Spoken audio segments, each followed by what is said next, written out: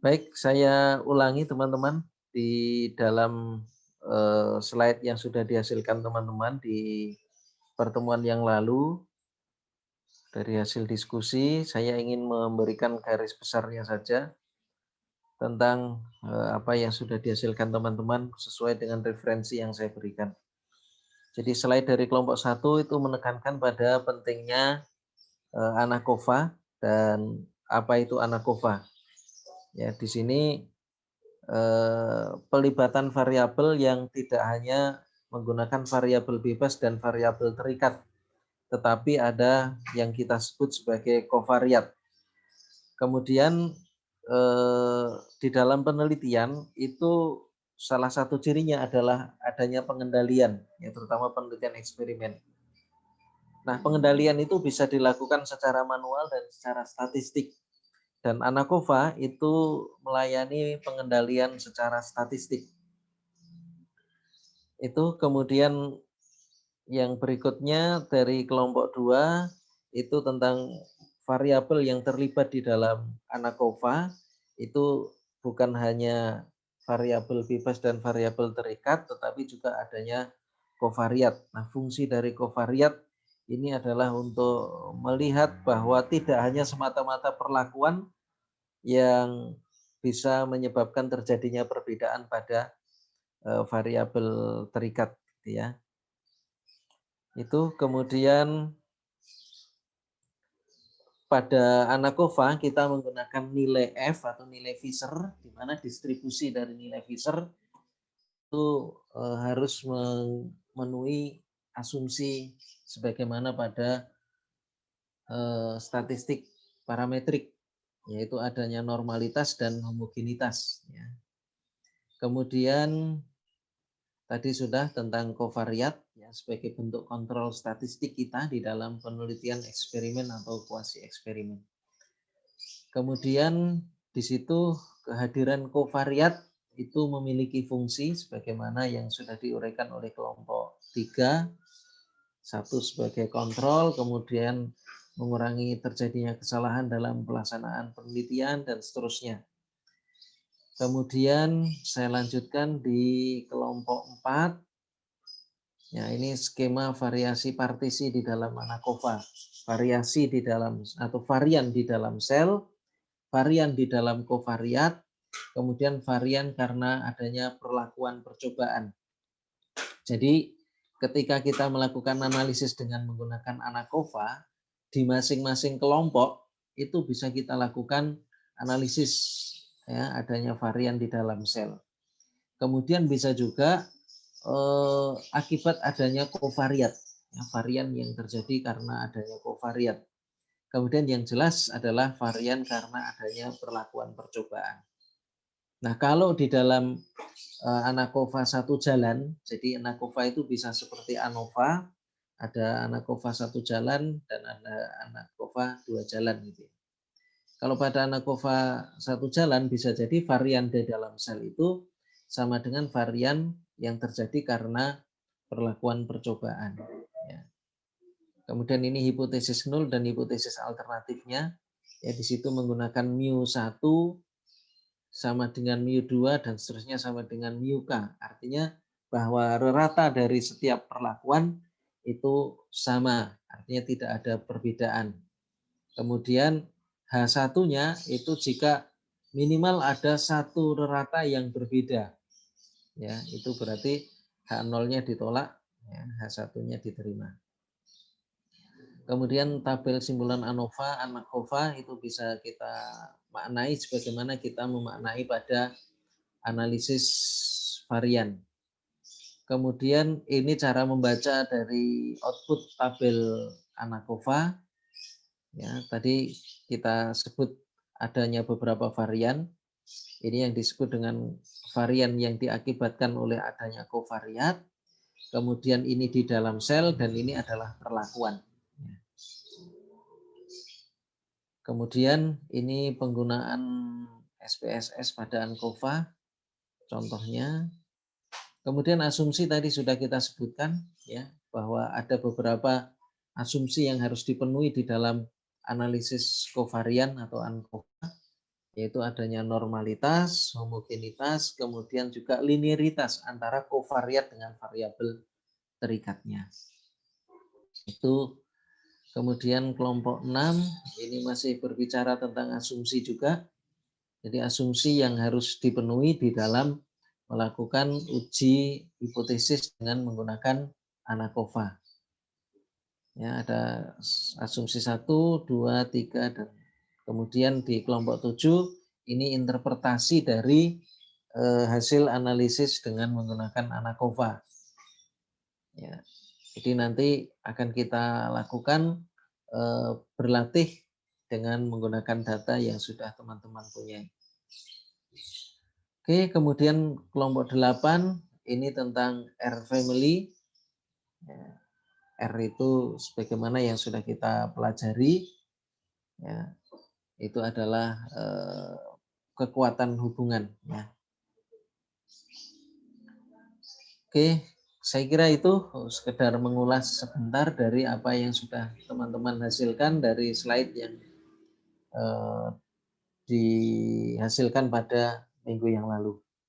Nah, hari ini kita akan berlatih melakukan analisis dengan kovarian atau ANACOVA.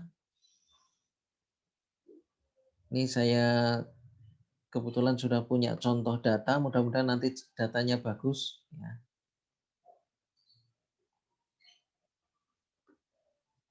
Nah, ini contoh misalnya pada analisis penelitian di bidang pendidikan ini contohnya. Jadi di situ saya punya 3 kelas. Kelas pertama saya berikan model pembelajaran kooperatif STAT, kemudian ada model inquiry, kemudian yang ketiga ada model PBL, problem based learning. Jadi di situ ada 3 kelompok. Artinya 3 kelas itu kita lakukan pembelajaran dengan model yang berbeda-beda. Kemudian saya ingin melihat, katakanlah mudahnya ini adalah hasil belajarnya. Ya. Namun sebelum perlakuan ini saya berikan, sebelum start, inquiry, dan PBL ini saya berikan, mereka saya ukur, saya berikan pretest hasil belajarnya. Ya. Maka di sini di kelas start ini ada nilai pretestnya. Kebetulan ada 30. Kemudian ada post test, itu berarti pengukuran hasil belajar yang dilakukan setelah diberlakukan model pembelajaran STAT, gitu ya, atau STAD. Kemudian di kelas inquiry juga demikian. Sebelum inquiry ini saya berikan tes terlebih dahulu yang disebut dengan pretest. Ya, ini hasilnya. Kemudian setelah inquiry selesai, kita ukur lagi hasilnya. Demikian pula di kelas PBL. Sebelum PBL diberlakukan, kita ukur dulu hasil belajarnya, kemudian setelahnya itu kita ukur juga. Ya, maka nilai-nilai yang diperoleh sebelum perlakuan ini kita sebut sebagai pretest. Nah, dalam hal ini pretest ini kita dudukkan sebagai yaitu variabel yang berpotensi akan mempengaruhi kondisi kelompok di dalam penelitian yang sebelum mereka diberikan perlakuan. Jadi bisa jadi ini representasi dari variabel-variabel yang sebetulnya mempengaruhi masing-masing kelompok, ya, sebelum adanya perlakuan. Bisa jadi mereka sebetulnya tidak diberikan perlakuan pun juga sudah berbeda, gitu ya. Nah, maka ini kita lihat dari pretestnya. Nah, oleh karena itu ini disebut sebagai pengendalian secara statistik. Nah, ini tabel data mentah yang kita dapatkan. Nanti teman-teman bisa membuat pola seperti ini, pembuatan datanya atau pencatatan datanya. Kemudian setelah itu kita buat tabel persiapan ANACOVA. Dengan catatan ini perlakuan ini kita berikan kode. 1 itu adalah untuk STAT atau STAD. Kemudian 2 itu adalah untuk inquiry. Kemudian 3 itu adalah untuk PBL.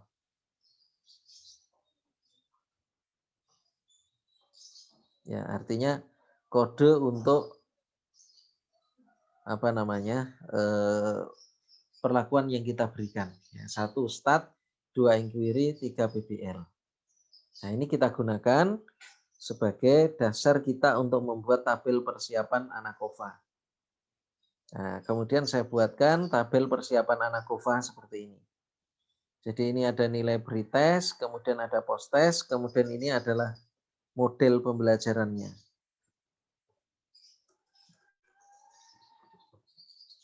Ya, model pembelajaran.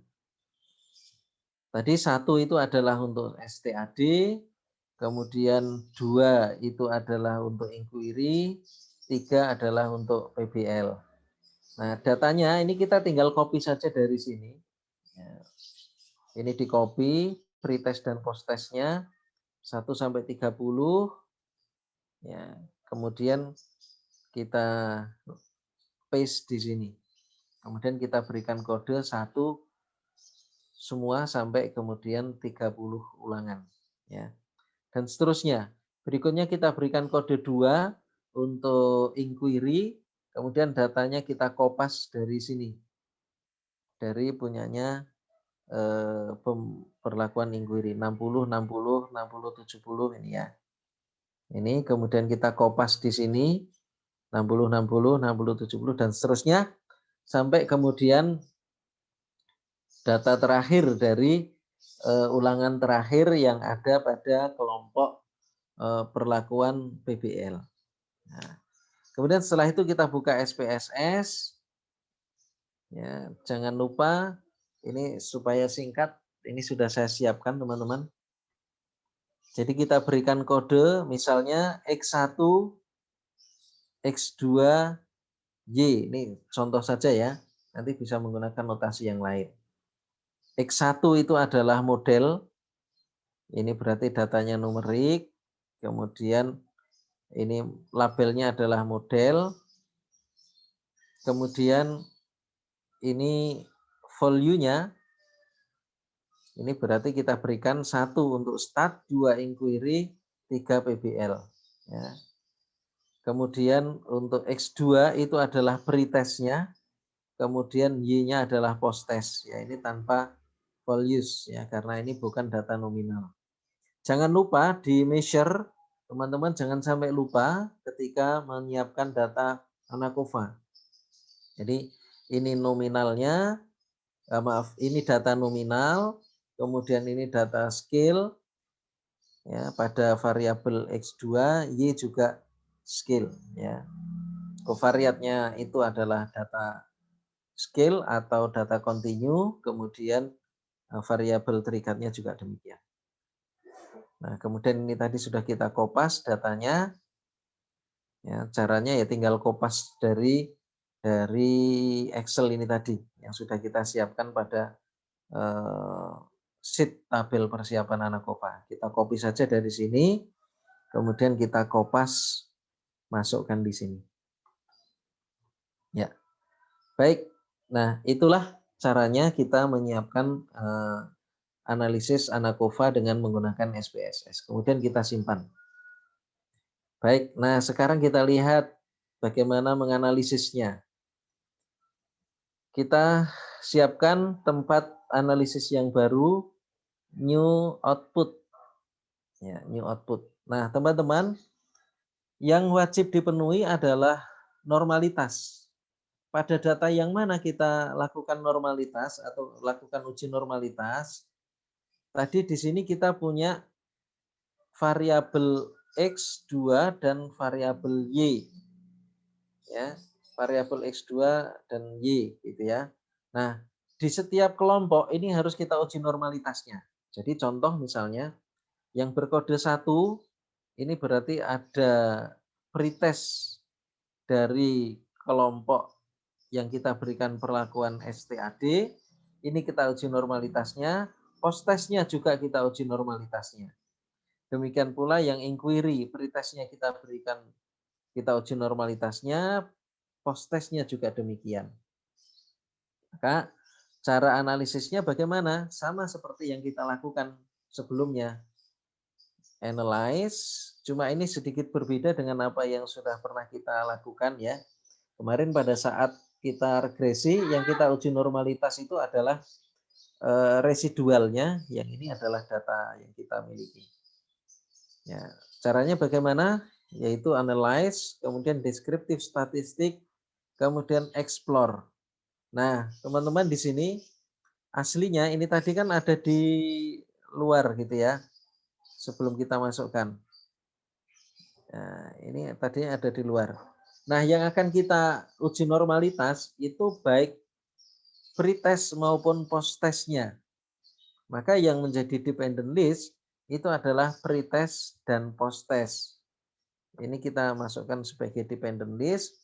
Kemudian kita uji per kelompok, maka faktornya perlu kita masukkan supaya nanti terbentuk kelompok. Maka ini model atau X1 ini kita masukkan sebagai faktor list. Ya. Supaya apa? Baik pretest maupun post-testnya itu nanti teruji normalitasnya. Ya, kita lewati saja ini continue. Kemudian yang penting ada di sini plot. Nah, ini histogram dan stem and leaf-nya ini bisa dicentang bisa tidak seperti yang biasa kita lakukan itu. Kemudian box plotnya kita none. Jangan lupa beri centang pada normality plots with test. Ya. Kemudian langsung oke saja. Kita lihat hasilnya. Butuh waktu sebentar, relatif lebih lama ya. Nah, yang penting ini teman-teman. Ini dari hasil uji normalitasnya. Ya, ini catatan bagaimana data dimasukkan atau diproses. Yaitu semuanya 100% masuk ya. Total 100% masuk. Kemudian ini deskriptif statistiknya. Dan yang penting adalah ini, test of normality. Nah, ini. Jadi teman-teman bisa melaporkan ini, data dari hasil normalitas ini, uji normalitas, baik pada pretest maupun post-test. Ya, kebetulan ini data yang kita peroleh, baik menggunakan Kolmogorov-Smirnov maupun Safirovic, semuanya adalah normal karena nilai signifikansinya lebih dari 0,05. Teman-teman bisa melaporkan yang Safirovic, bisa juga melaporkan yang Kolmogorov-Smirnov. Nah, jadi itu. Maka ini kita uji sekaligus secara bersama-sama supaya tidak bolak-balik gitu ya. Sebetulnya bisa kita lakukan satu persatu ya. Tapi SPSS sudah memfasilitasi kita. Oke, kemudian lanjut kita pada uji berikutnya yaitu homogenitas kemudian linearitas. Homogenitas dan linearitas. Nah, homogenitas dan linearitas itu tidak harus kita lakukan sendirian sebelum uji hipotesis dilakukan, tetapi bisa kita lakukan secara bersama-sama. Ya. Caranya bagaimana? Kita klik analyze, kemudian kita pilih general linear model. Ya, general linear model, kemudian kita pilih yang univariate. Nah, kemudian dependent variabelnya kita pilih yang Y, post-test, kemudian fix faktornya adalah X1 atau model, kemudian covariatnya kita masukkan X2 atau pretest. Kemudian model kita klik saja continue, kontrasnya ini juga bisa kita langsung continue. Kemudian plots-nya ini kita bisa masukkan X1 sebagai horizontal ya. Kemudian kita klik continue. Kemudian di sini di versi 25 ke atas ada EM min. Nah, ini bisa kita masukkan. Ini X1-nya sudah 2 kali ini ya. Satu sekali saja. Kemudian confidence interval adjustment. Ini nanti bisa kita lihat hasil uji lanjutnya dengan LSD. Compare mean effect-nya kita masukkan. Ya, jangan lupa. Karena nanti ANACOVA itu bisa kita lakukan uji lanjut juga jika memang ada beda di antara kelompok yang kita berikan perlakuan tadi. Sebagaimana pada ANOVA. Kemudian kita klik continue. Kemudian save, ini kita pilih yang unstandardized. Kemudian kita klik continue. Kemudian option deskriptif statistik ini kita perlukan. Kemudian homogeneity pretest jangan lupa karena ini merupakan uji asumsi yang dibutuhkan. Ya, kemudian kita klik continue. Kemudian setelah itu kita klik OK. Nah, ini teman-teman, cepat sekali prosesnya. Ini data yang dimasukkan, ya, model 1, 2, 3, 1 start, 2 inquiry, 3 PBL, datanya masuk semua, 30, ya, masuk semua. Kemudian ini deskriptif statistiknya, kemudian ini adalah hasil uji homogenitasnya. Ya. Sebagaimana yang sudah pernah kita lakukan, di sini kita laporkan nilai signifikansinya lebih dari 0,05, maka ini adalah homogen. Nah, kemudian berikutnya kita baca di sini teman-teman, dari hasil uji uji hipotesis sekaligus kita bisa cek linearitasnya. Dari tabel ini nanti kita bisa laporkan di dalam kita membuat laporan penelitian, ya. Mulai dari nilai F pada X1 tadi itu adalah pada perlakuan, dalam hal ini penggunaan model pembelajaran ada 3 macam tadi. Ada STAD atau STAT, kemudian inquiry, kemudian PBL. Kemudian X2-nya adalah nilai pretest, ya. Kemudian corrected model. Nah, ini yang penting di ANACOVA itu yang tadi kita masukkan itu adalah adanya corrected model, ya. Jadi di situ kita berhasil melakukan pengendalian secara statistik. Bagaimana penjelasannya? Ini sudah saya buatkan rangkuman. Kemudian di sini kalau memang antara corrected model itu artinya bahwa perbedaan yang diakibatkan oleh adanya X1 dalam hal ini adalah model yang dikoreksi oleh adanya covariat X2 ini yang kita sebut sebagai corrected model. Kalau di sini ada beda yang signifikan, artinya nilai signifikansinya kurang dari 0,05, maka ini bisa kita lanjutkan pada uji lanjut. Prosedurnya sama seperti ketika kita membaca uji lanjut di ANOVA. Hanya saja yang kita gunakan di sini adalah rata-rata yang sudah dikoreksi, ya, rata-rata yang sudah dikoreksi. Jadi minnya ini kan ada 71,86, 71,577, ya. Kalau kita lihat di deskriptif statistiknya, ini kan 70 ratanya, rata yang asli di deskriptif statistik, ini kan 70,9167 statnya. Kemudian inquiry-nya 71,85, 74, sekian gitu ya. Tetapi di sini di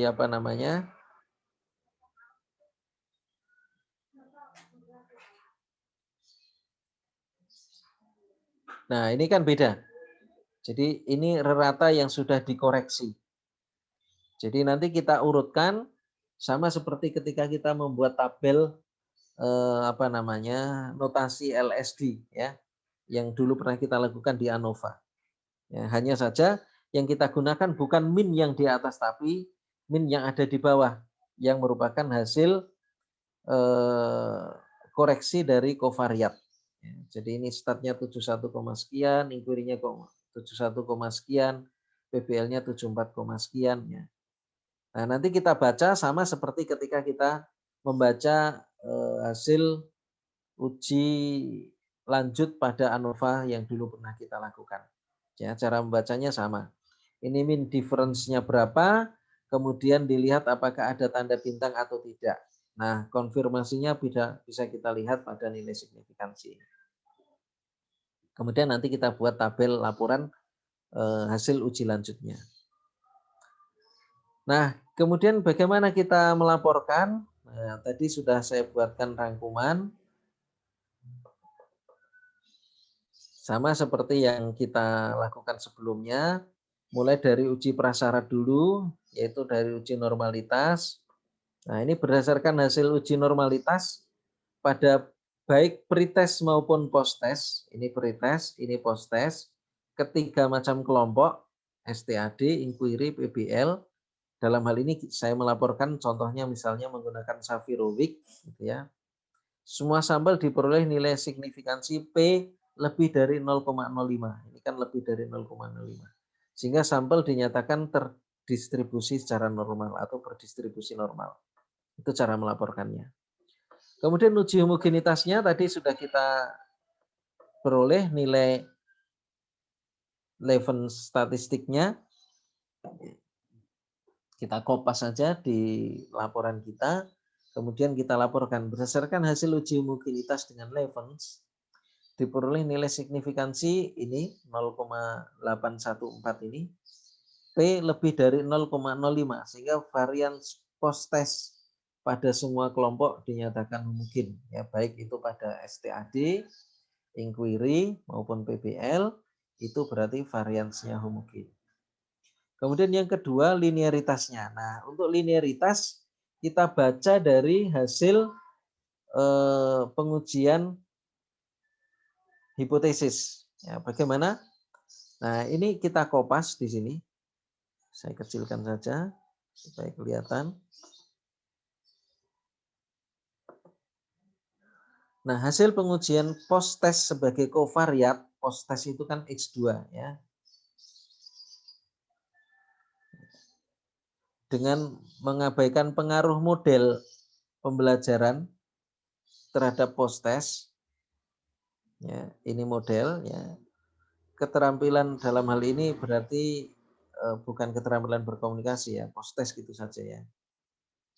Tadi post test hasil belajar. Nah, ini bukan 0,059 ya. Jadi ini pengujian post test. Post test itu berarti kan post test sebagai covariat.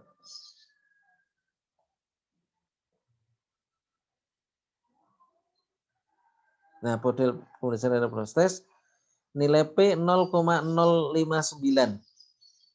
Dengan demikian, nah ini harusnya ini kurang dari 0,05 harusnya. Nah ini karena datanya tadi saya menggunakan data seadanya gitu ya. Ini maka harusnya ini 0,05. Kalau ini lebih dari 0,05 maka ini hak nolnya bukan ditolak ya tapi diterima. Dengan demikian pada tingkat kepercayaan 95% ada korelasi linier antara pretest atau covariat. Ya, maaf, ini benar ya. Pretest covariat dengan post test. Nah, ini harusnya lebih kurang dari 0,05. Kemudian yang berikutnya, pengujian pengaruh model pembelajaran. Ya. Ini model pembelajarannya X1. Kemudian terhadap post test Y. Nah, adalah, loh ini kebalik ya. Ini harusnya 0,05 ini betul. Sorry, ini betul ya. Ini salah. Ini tadi 0,00 ya. Kemudian yang di sini yang 0,59 kebalik, mohon maaf. Ya. Nah, ini harusnya tidak usah diberi tanda merah karena ini sudah betul. Nah, ini harusnya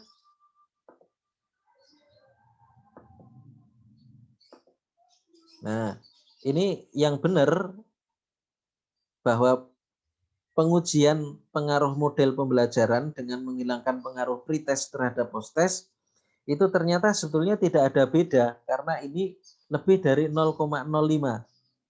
Ingat, jadi perlakuan semata-mata hanya dengan menggunakan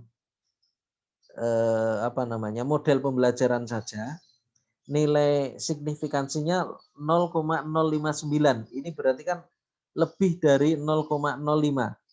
Ya, jadi ini lebih dari 0,05.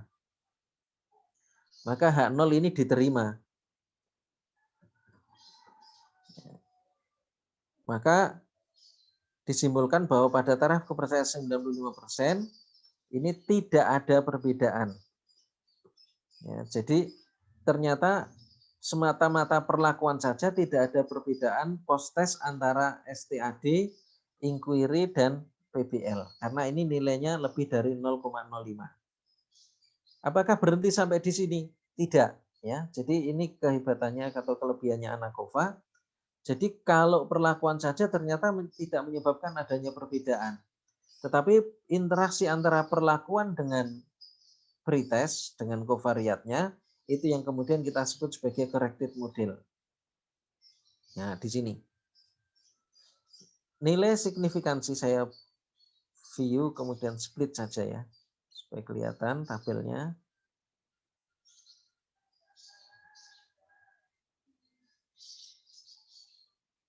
Oke. Jadi nilai signifikansi model terkoreksi adalah P 0,00. Oleh karena itu nilai P-nya kurang dari 0,5, 0,05. Maka disimpulkan bahwa secara simultan itu artinya secara bersama-sama, antara covariat pretest, ya ini, dengan penggunaan model, X1-nya adalah model, berpengaruh terhadap post-test, sehingga terdapat perbedaan hasil belajar antara STAD, inquiry, dan PBL. Jadi itulah cara membaca hasil analisis dengan menggunakan ANAKOVA. Nah, karena ini ada perbedaan yang diakibatkan oleh adanya model yang dikoreksi dengan covariat, maka ini bisa kita lanjutkan pada uji lanjut. Jadi hasil uji lanjutnya sama dengan kita ANAKOVA dulu. Hanya saja teman-teman bisa menggunakan data nilai ininya. Ini kita copy saja, kita masukkan di Excel-nya ya. Kita masukkan di Excel. Sementara kita copy di sini dulu. Nah, nanti kita hanya memanfaatkan ini. STAD, inquiry, dan stat ya. Kita copy saja di sini.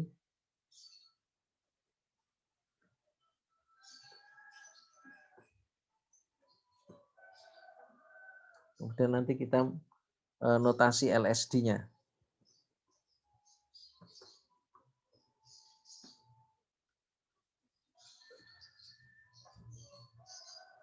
Ini sepertinya sudah urut.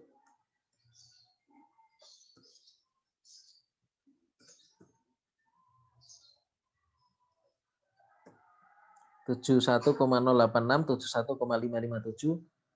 Oke, ini kita buatkan notasi LSD berdasarkan hasil uji lanjut ya dengan pair wise comparison. Ini kita hapus saja yang di sini sudah kita tidak gunakan. Ingat yang dipakai adalah bukan rerata aslinya tetapi rerata yang sudah dikoreksi. Ya, yang tadi sudah saya tunjukkan ya. Nah, ini pair wise-nya. Ini kita bisa lebarkan.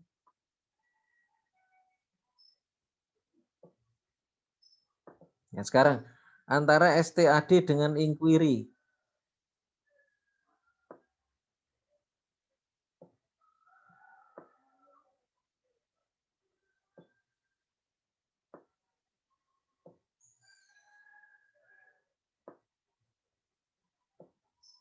Nah, antara STAD dengan inquiry. Yang ini. Oh, sorry. Mana tadi?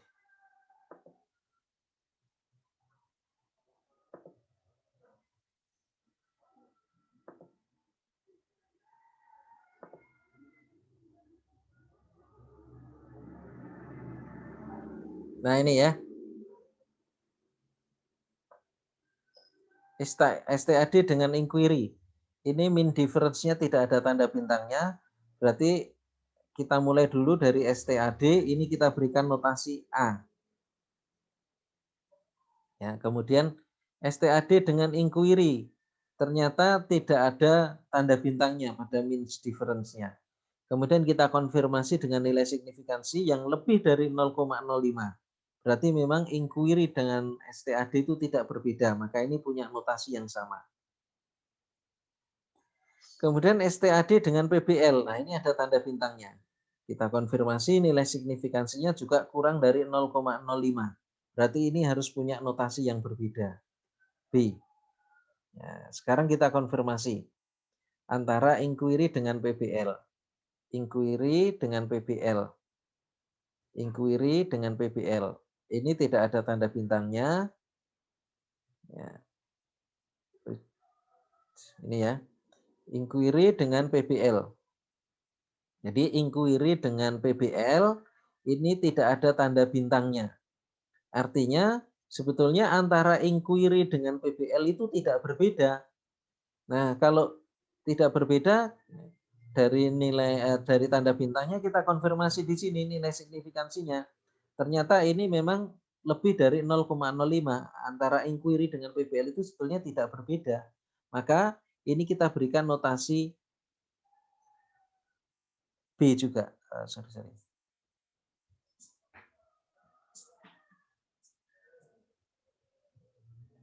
Oh, ini sama ya tadi. Selain kita berikan notasi A, notasi B, ini kita berikan juga notasi A juga. Sorry. Ini kita berikan notasi B. Ya. Jadi antara STAD dengan inquiry itu tidak berbeda. Ini kita tengahkan saja supaya kelihatan bagus gitu ya. Kita kecilkan.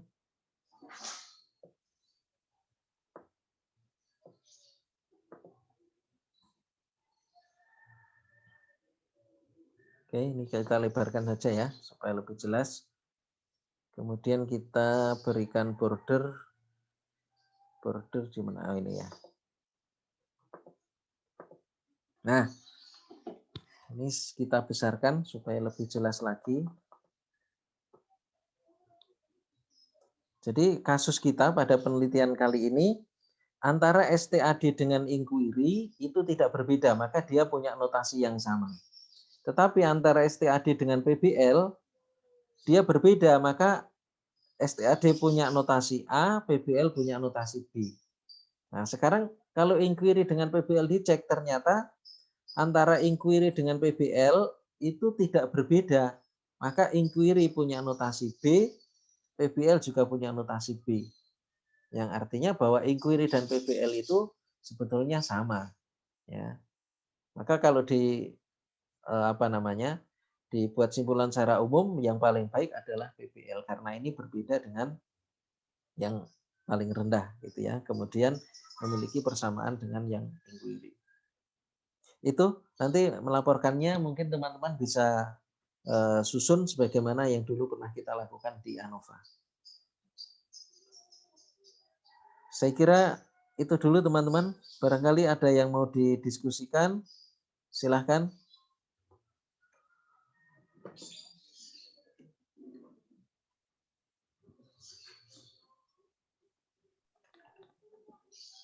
Nah, kalau tidak ada yang ditanyakan, nanti teman-teman silahkan berlatih menggunakan data yang dulu sudah pernah dipunyai gitu ya. Kan kita sudah pernah mengkorelasikan atau melakukan analisis korelasi regresi, kemudian juga pernah melakukan analisis dengan ANAVA.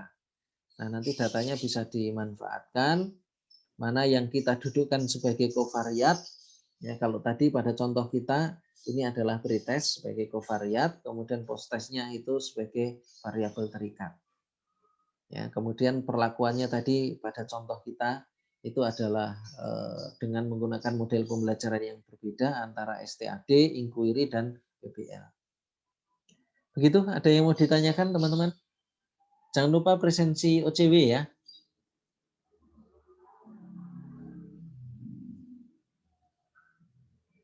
Ya, kalau tidak ada ditanyakan, mohon dibuka sebentar kameranya untuk saya pakai laporan di OCW. Mohon sebentar dibuka kameranya.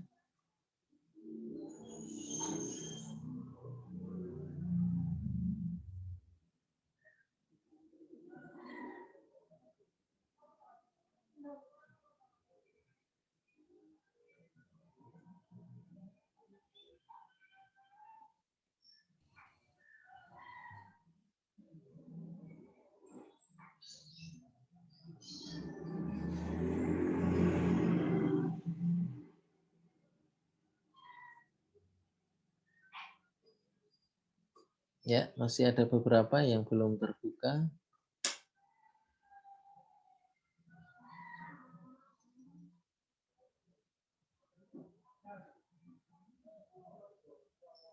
Oke, 1, 2, 3, ini ada dua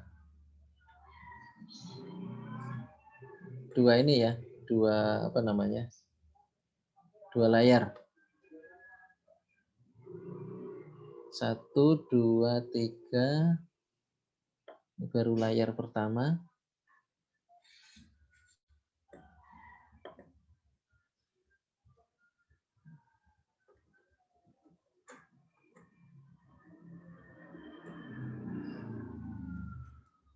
Kemudian layar kedua.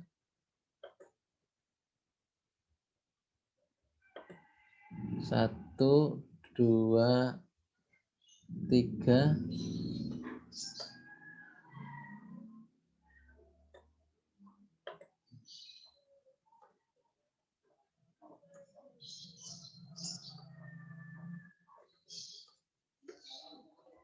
Baik teman-teman, kalau tidak ada yang ditanyakan kita akhiri dulu.